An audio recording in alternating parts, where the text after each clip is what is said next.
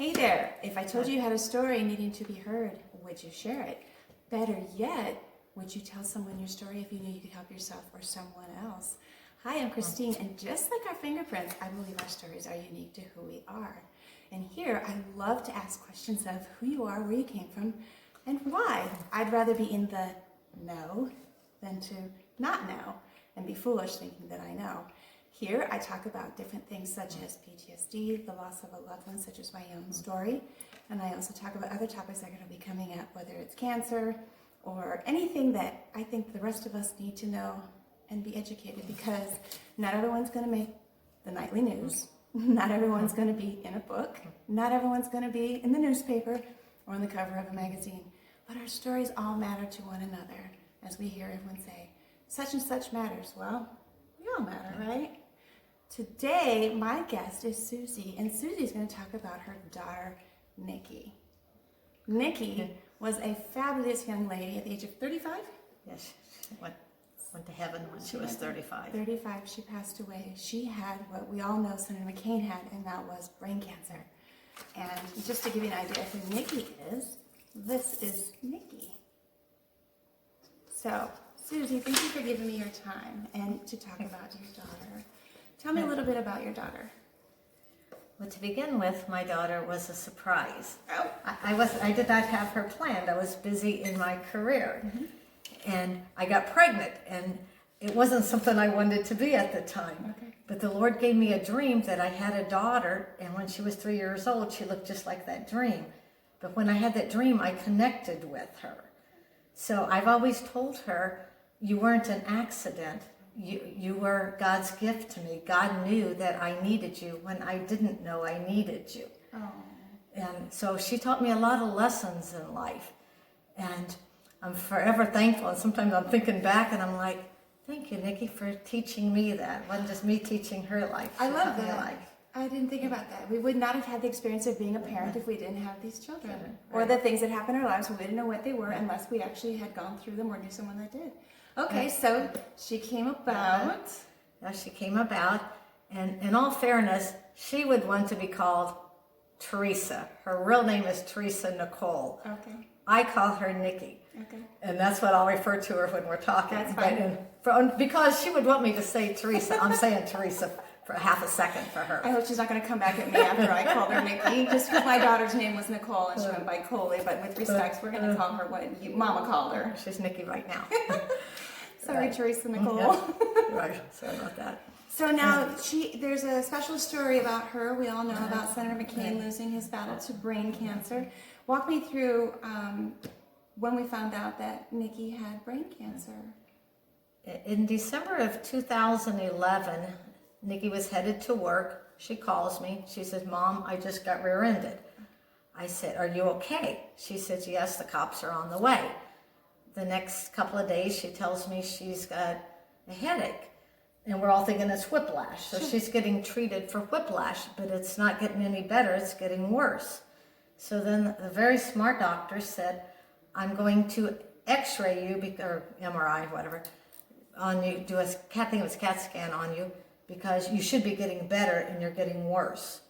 And whenever they did the CAT scan, she had a tumor the size of an egg on the side of her head. So it was inside, it didn't protrude for No, you you to couldn't know. tell it at all. Wow. And we were back in Kansas City when I got the phone call. Okay. And so I said, and I couldn't catch a plane out for like 2 days, the day of her surgery. So I flew back in. They took the tumor out.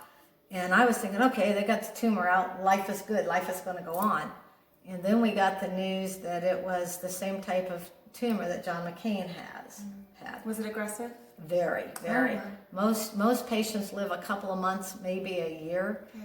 We got 4 good years. 4 good years. We lived our life like normal, like we didn't have the tumor, and it was wonderful. So looking back now, I always say, God gave us 4 bonus years, because those years, she had chemo, but other than that, she was just living life radiation, but she was living life like normal.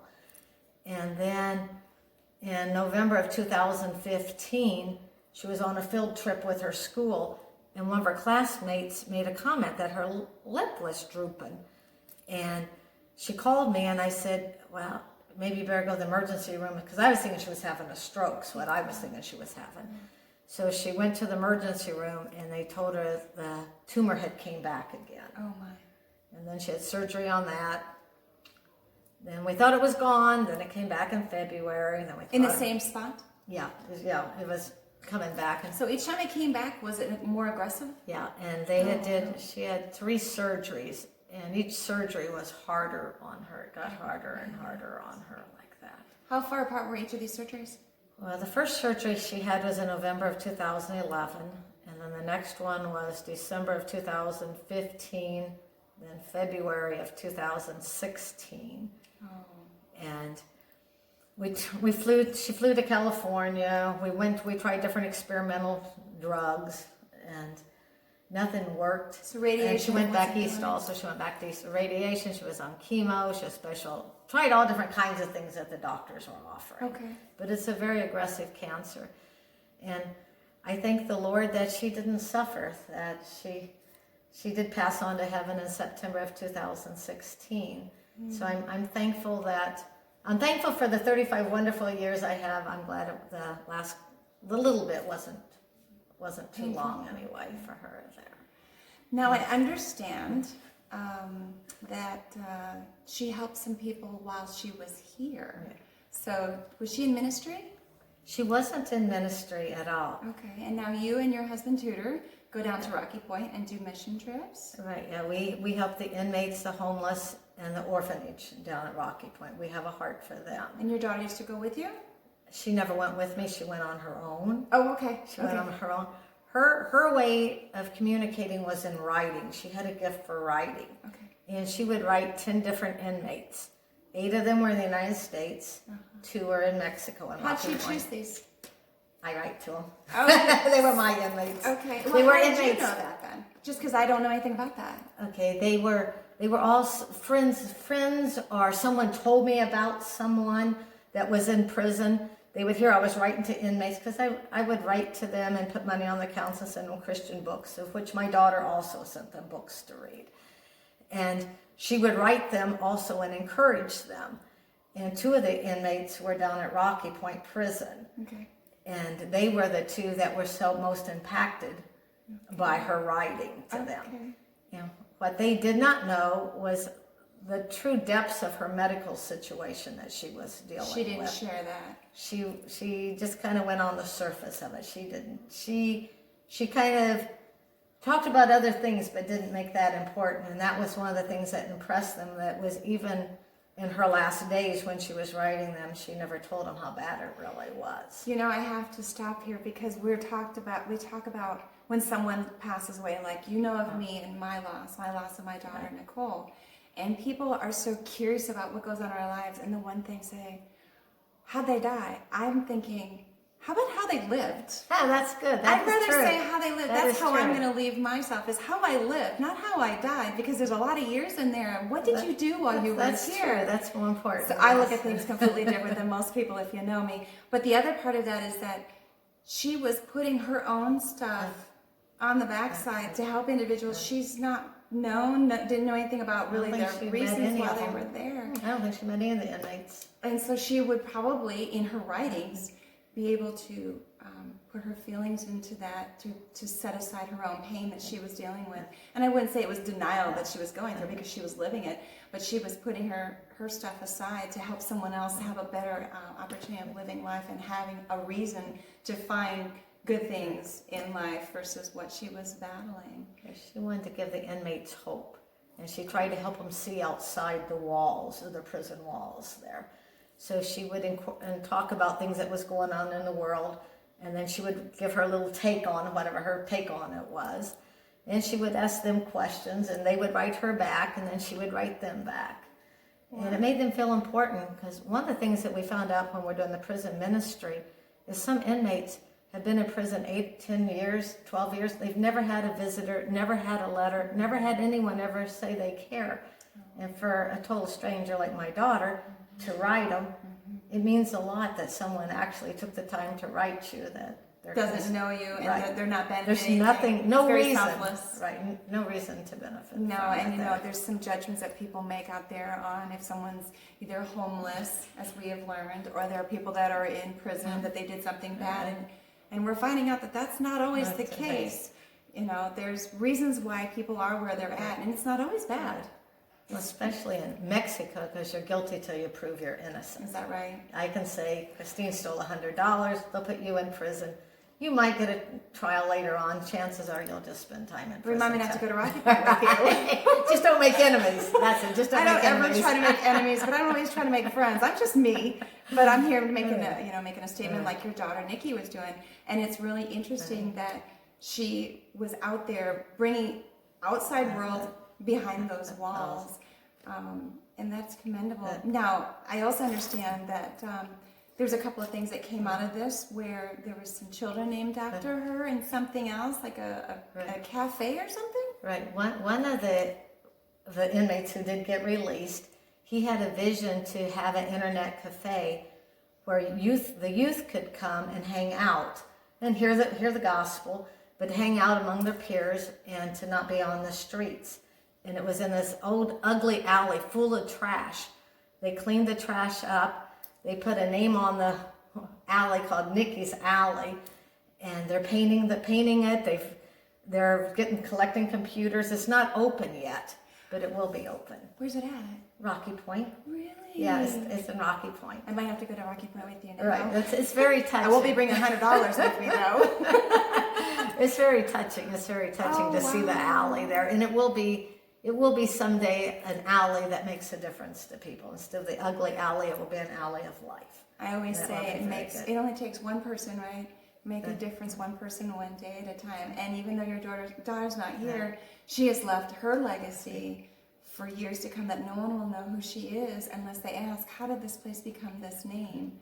And actually, they've got a little plaque on the wall. It's a little plaque like this big that kind of explains about Nikki. A memorial plaque? It's a little plaque on the wall. That is wonderful. Now, what's the other thing that took place? The other inmate had 2 daughters. Okay. And 2 little twins. And he asked permission to name them after my daughter. Oh. And I said, I would be honored. So my daughter's real name is Teresa Nicole. One little twin is Teresa Nicole. The other is Teresa Sophia. Oh. So both the little girls are named after my daughter. Mm-hmm. And then also in the prison, we had an opportunity to put a tortilla factory in there. Tortilla factory? Right, making tortillas in the prison. Okay. That's another story how that came about. But it was in this, they had the prison gave the inmates this ugly room where nobody wanted to go. It was a creepy room. The inmates, they painted it up. They got a window in it. They put a tortilla factory in. They put a Bible verse on it, and they called it Nikki's Tortilla Factory. Wow. And they're actually making 8,000 tortillas a day, and they're selling them to the outside public down in Rocky Point. Oh, so if anyone goes down to Rocky Point, those tortillas, we might know where they came from. Right. Well, actually, Tika brings them up and sells them up here, and he gives the money back to the inmates. That's even better. Right. That's even better. So all of you that go down to Rocky Point, I know who you are. Those tortillas, they were made with care and in memory of somebody. I hear they're the best. I'm gonna have to see if Tudor's got some in the refrigerator. I don't know if we have any left up here or not. Okay, I definitely want to try. Just because they're, we look at life in one way, and then when something happens in our lives, we look at it a whole different way, right? Right. So through your experience with her going through the cancers, normally we don't ask someone how they feel. How does that make you feel? Did you feel the struggles with her? Were you scared? Did she express her concerns? I guess a part of me never thought that she would really go to heaven so early. Mm-hmm. I believe in the power of prayer, and I believe that's why we got the extra 4 bonus years that we got. I thank the Lord that I guess we didn't live our life we lived our life to the fullest for those 4 years. We didn't live as if she was going to die. We lived as if she was going to live forever. Mm-hmm. And I'm very thankful she knew the Lord as Savior. I'll see her again in heaven. And that is the peace that I have. Is I had 35, like I say, she wasn't a planned child, so the Lord gave me a bonus 35 years with her I would have never planned. It's a short separation, and I'll spend eternity with her. You know, people can get stuck in their pain, and their losses are definitely the one, because there's two things we'll experience: life and death, where no one is not able to get blessings, and no one is not going to not have something happen to them. It's just a matter of who, when, and how. With your daughter, there's a legacy there. You got the experience of being her mom, and she taught you a lot how to be who you are today, and you carry on her legacy. And we're going to share Teresa Nicole, but we really call her Nikki. But there are two children that are named after her, being Teresa, so she wins in this one. So thank you for And just that. so she gets a little happiness, she's got a 49 shirt on. Even though they lost to the Chiefs, she's got a 49 shirt on. That was good. I know. She would like that to be pointed out, because she was a 49ers fan. Oh, good for her. Okay, and then there's one question I always love asking people, because I'm living my life as how I want to be remembered. Just as my daughter, I have things that I do for her in memory of her, because again, I would not have known, like you, what it was like to be her mom and to see the things that I was intended to be as a person of my life. What legacy do you want to leave when your day is done? If I might read this poem Yes, here. you did have this poem. I'd like to explain. Yes. This poem, actually, I would like it read at my own service, Okay, because please do. it kind of says what my daughter did, is what I want to do. Success: to laugh often and much, to win the respect of intelligent people and affection of children, to earn the appreciation of honest critics, and to endure the betrayal of false friends, to appreciate beauty, to find the best in others, to leave the world a better place, whether by a healthy child, a garden patch, or a redeemed social condition, or even to know when life has breathed easier because you have lived. This is to have succeeded. And that, I would say, my daughter was a success because of the difference she made with the inmates and the lives that they're going on and the people that will be touched. We never know how many people will be in heaven because of what she did here. No, and I see the emotion in your eyes on this, and I can completely relate. I have something similar that my daughter has, but where did you find this, and what encouraged you or inspired you to this being that one thing that was going to be said at your... I found this little poem, and I asked my daughter to type it up. When I would find something I wanted typed up, I'd pay her to type it up for me, give her extra money. So she typed it up, and I have it sitting on my bedside. And every night when I go to bed, I think about that, whether I've been a success that day or not, whether I've made someone else's life better by being in it. And so when I think of it, I think of her, because she did make the world a better place. We think of the word success, we think it has to do with finances or a lifestyle, when in fact it's how we're living our lives, because success is an individual thing. And I'm going to share with you, when you had given this to me, I printed it and I have it in my office in front of my desk. And I had asked because I saw success differently, and now that you have shared it and the emotion came with it, as I feel that with you, I'm glad that you shared that with me, because now I have a better understanding of what this really means. Success is an individual thing, and so is our legacies. So thank you for sharing this, what legacy you are leaving, because I will always remember you, whatever time span we have with one another. And thank you for sharing Teresa Nicole, Nikki, with us and her journey, because she touched 8 people's lives indirectly. Now I've been touched and I never met her. Sorry, because I know what that feels like. So I'll give you a hug. yes, thank you so much. I appreciate it. Sometimes these things can be really sensitive, but this is our real lives, right? You know, the tears are okay, and we don't get asked how we really feel, and opinions really don't matter as far as I'm concerned. Because behind our closed doors or behind our faces are the stories within us, and sometimes we're screaming saying, I'm not okay, or sometimes we want to jump at the top of the mountain and say, it's going to be okay today. So, Thank you for listening, and thank you for asking. Thank you. And thank you for sitting here and watching. And if you have any feedback or you want to share any of your thoughts, please feel free to leave it in the comments below.